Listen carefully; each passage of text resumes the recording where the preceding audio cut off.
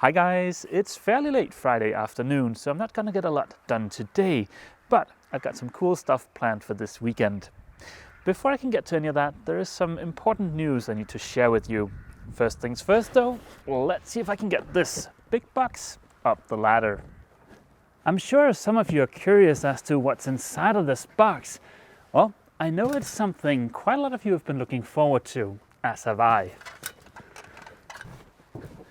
The box arrived late last week from the UK. If you've been following my channel for a while, I'm sure you've guessed what's inside of this by now.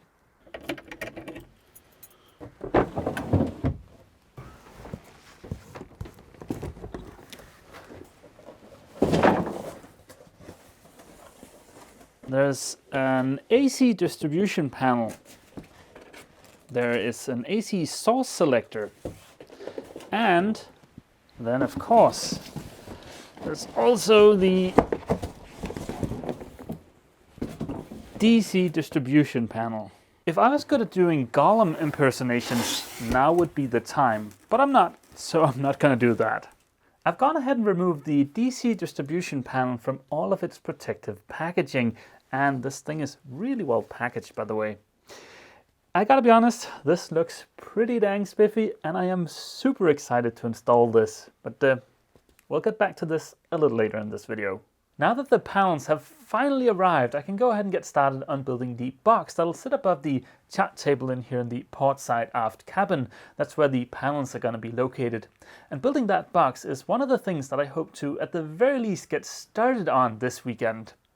Over the next month or so, I'll have to focus all of my energy on getting as much done as I possibly can in the port side aft cabin. Why do I need to focus all of my energy on the port side aft cabin? That's a good question, and also an excellent segue into the news I wanted to share.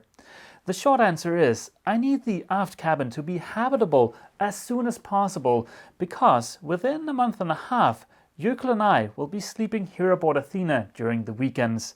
And my plan is for us to sleep in the port side aft cabin. I imagine this might be slightly confusing right now, so allow me to elaborate.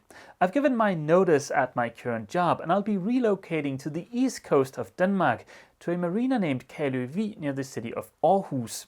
Now, I can't move Athena there because there's not enough room for her there, and it's too far for me to drive from Kæløvig to Skive on Saturdays and Sundays.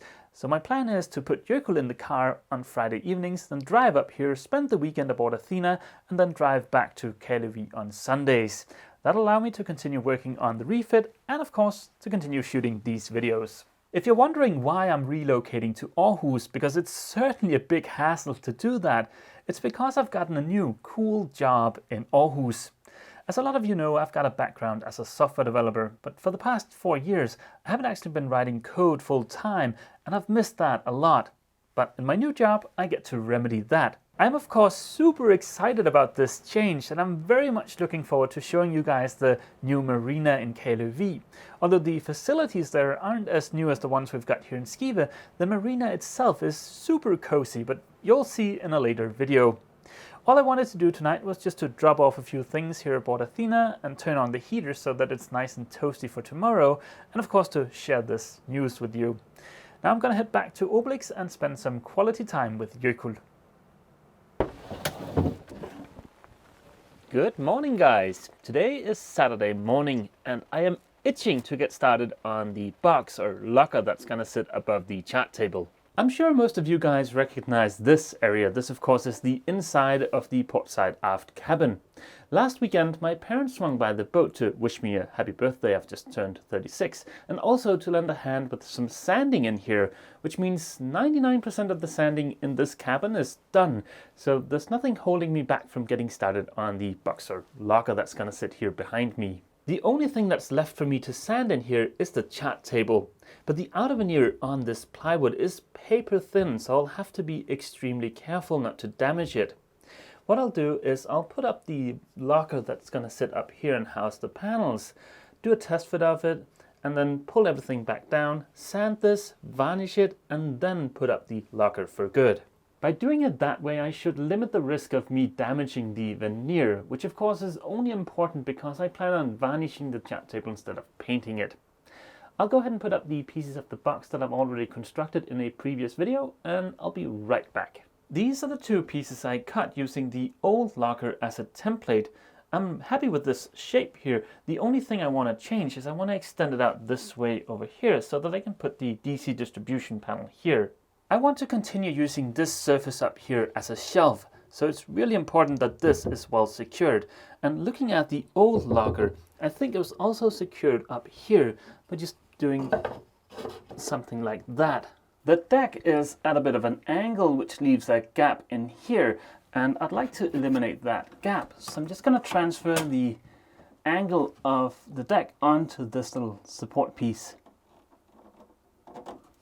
All I need to do now is to remove that little bit of material.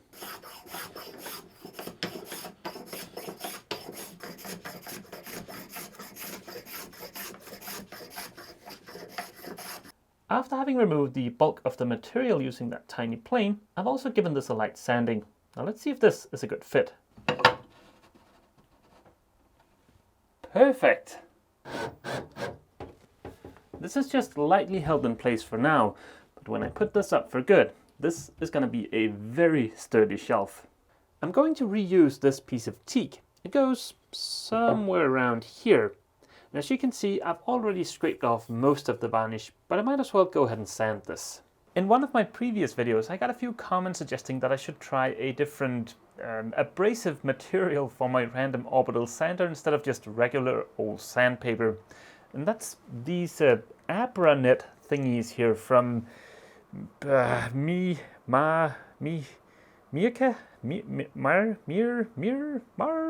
Mirka? I have no idea how to pronounce that, but that's the company name and that's the product name. I'm very excited to try these things. I've never tried anything like that before. I've always just used regular old-fashioned boring sandpaper, so this should be very interesting. These are a fair bit more expensive than just regular sandpaper, but maybe it's worth it. I don't know how well the camera is going to pick this up, but it's kind of like netting. And then on the back there are some loops here for getting this to stick to the sander. And touching this is quite funny. It's very coarse on one side and then almost furry on the back.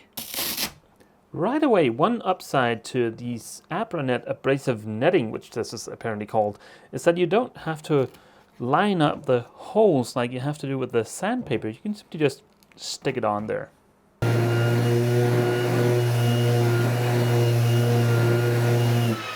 So far these abrasive nets seem really effective, and my little teak piece here is nice and smooth.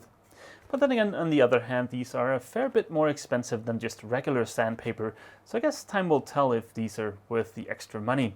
But so far I'm really pleased with these, so thank you to those of you who recommended I pick up some of these. Now that I've got my sander out, I might as well answer a question from the last video. Someone asked how I hook up my vacuum to my sander, and by pure dumb luck, it just so happens that my vacuum fits onto this sander, but that's not by design, and that's most likely not going to be the case for you. Now, on my old sander, I couldn't do that, so I just lined up these two pieces here and used a bit of duct tape.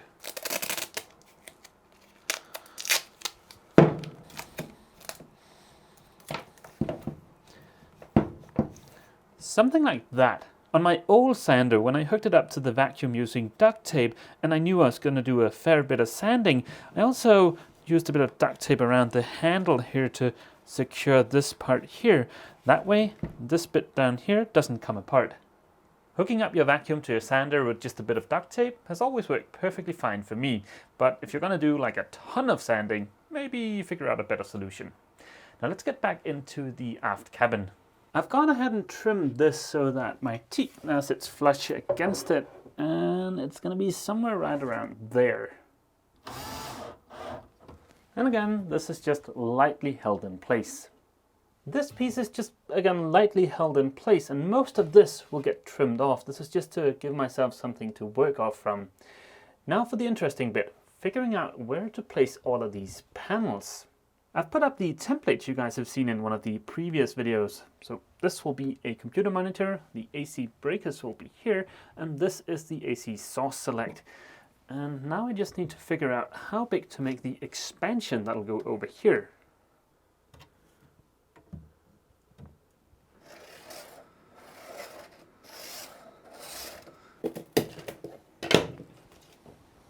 Just by pure dumb luck, one of these West System containers here matches the height that's available underneath the lockers. So this is the bottom piece. And this will get another piece here.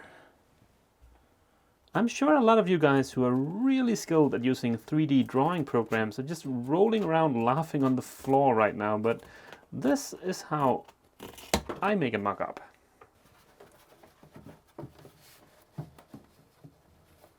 Okay, so that looks like it's a reasonable fit. This might look a little bit messy, but it's great at identifying potential issues. And there is one issue here, and that's access to the back of this panel. I was planning on having this entire piece of plywood that's going to sit here just fold down like that. That will give really good access to the back. And I can easily clear the switches on the AC breaker panel over here, but the computer monitor, that's a different matter. Looking at this, I have about 6 centimeters, and that's including the mount, so I don't think that's going to cut it. I've just checked online, and the monitor I want to get is 6.5 centimeters thick. Add to that a mount for the monitor, and that's going to be pretty dang thick, and it's going to look really bulky on that locker, so I need to figure out some way of recessing the monitor. I've got a few ideas about how I could recess that monitor so it doesn't look as bulky. But I need the monitor here to be able to figure out what to do, and I can't really move on with the locker before I've figured out what to do. So yeah, it looks like I won't be able to finish the locker until next weekend. Good morning, guys. It's Sunday morning. Sorry about the abrupt ending to yesterday. I spent the rest of the afternoon and most of last night just looking at different monitors. And I think I've found a good solution. But let me just pop down below where it's nice and toasty and I'll fill you in. Ah, that is much better. I found a 22-inch monitor that should be really easy for me to install so that it only protrudes about 1 centimeter from the locker. I think it'll be a really good solution and I'm very excited to show you. But of course, that monitor won't show up until later this week. Of course, it's a shame I won't be able to finish the locker this weekend because I'd really been looking forward to that. But I'd rather wait another week instead of building something today that I'll regret in a few days when the monitor shows up. So yeah, but the monitor will show up later this week, so next weekend I should be able to finish building that locker. I wasn't planning on removing the varnish from the chat table until after I had built the locker, but I am on a pretty tight schedule, so I think I'll try and strip the varnish today.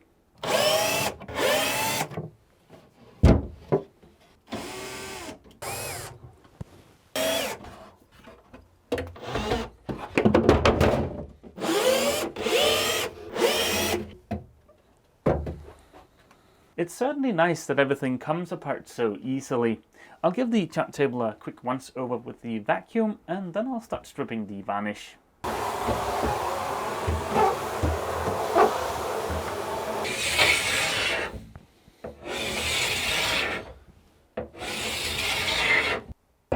I've gone ahead and given the chat table a light scraping with my trusty scraper, but to remove the last of the varnish, I think I'll try my luck with a paint and varnish stripper. It's been about 4 years since I've last tried using a paint stripper. Back then it was kind of a big mess and the result wasn't that impressive. Now I'm under no illusions that big improvements have been made in paint stripping technology over the last 4 years. But I figured it was worth a try considering how thin the outer veneer is here on the chat table. Also, this stuff is a different brand than the stuff I used 4 years ago, so who knows, this stuff might actually work. Blah blah blah blah, universal paint and varnish stripper, do not ingest. Well ventilated area. There we go. Okay, that might not cut it, but I can always open up the companionway hatch if I need better ventilation. So it just says to apply a thick layer of this stuff and leave it on for 5 to 10 minutes.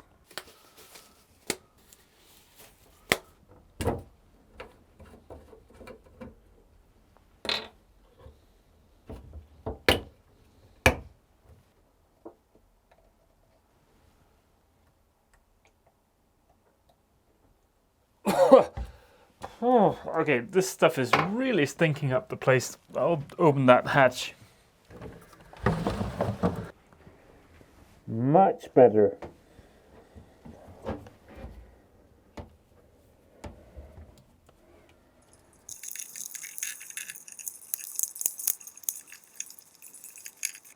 It's been about 7 minutes and it's time to apply the second coat, and that stuff is really stinking up the boat something fierce.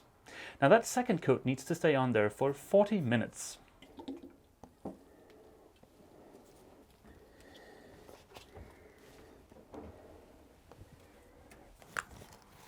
I've opened up the forward hatch and the companionway hatch to get a bit of airflow through the boat, and that seems to have brought down the stench to a manageable level. While we're playing the waiting game for that paint stripper to do its job, I figured I could tell you a story. In the last video, I promised to tell you the story of these mugs here. They're related to the job I've just quit, and they illustrate the single one thing that I'll miss the most about that job, and that is my soon-to-be ex-colleagues. About a month ago, on a Monday morning, I walked into the office and I noticed those two mugs on my desk. Now, over the last 2 years, I've given out quite a few of those Sail Life mugs to friends and some colleagues of mine, and I just thought that those mugs must be some of my colleagues. When I got a little bit closer, I noticed that something was off about those two mugs. The size and the color of the logos were just a little bit off. When I turned the mugs around, this is what I found. Sail Life, recommended by Kim Jong-un. And Sail Life, sponsored by Skive Tørdok. Tørdok is Danish for dry dock, so sponsored by Skive Dry Dock. Good damn pesky colleagues! It was instantly clear that I was yet again the victim of a cruel practical joke played on me by one of my colleagues. Fortunately, the scoundrel was betrayed by a co-worker a few weeks later, so now I am busy plotting my revenge. All joking aside, the 24th of March will be my last day at my old job, and driving home that day I'm almost certain I'll shed a tear. I'm going to miss my colleagues a lot. They're some of the best colleagues I've ever had. And it is always easier to say hello than it is to say goodbye. But let's not get bogged down by that now. Let's head in and check on the paint stripper. It looks like it's done its job. Now I get to find out how difficult this stuff is to clean up.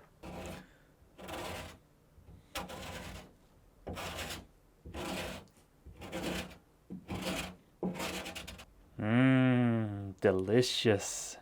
Ta-da! Removing all of that gunk took a while. I have a feeling it would have been easier just to use the scraper, but at least it's done now, and the chat table is almost ready for the first coat of varnish. I've wiped down the chat table with some white spirits, and that's why it's looking kind of blotchy right now, and that has also caused the grain of the wood just to rise a little bit, and before I can start varnishing I need to knock that down with a very light sanding. I don't have any varnish here aboard the boat. I keep all of my varnish and paint up in my storage unit so that it doesn't get damaged by the low temperatures here aboard the boat. I don't leave the heater on during the week when I'm not here, so I'll have to wait until later this week to apply that first coat of varnish. As always, I'm starting to run out of time. Before I end this video, I want to mention that everything is all set for my upcoming trip to New York City. In a previous video, I asked if any of you guys would be up for a meetup, and I think I'll see if I can arrange something on April the 2nd, that's a Sunday. There's one small challenge though, and that's the fact that I don't have anywhere for us to meet up. It might be a little bit cold that time of year to just stand around outside. So if you have access to a sailing club or somewhere where we can spend a couple of hours, that would be awesome. Go ahead and leave a comment down below. I think we'll be 10-20 people at the max. During the next month and a half, I have a lot of stuff to deal with in relation to the move, the new job, and also I'm in the process of finding a new used car to replace my aging Skoda. So don't be worried if I'm forced to skip a video. I'll do everything I possibly can to stick to my usual schedule of uploading a new video every Sunday, but it's very likely that I'll have to skip a video or two.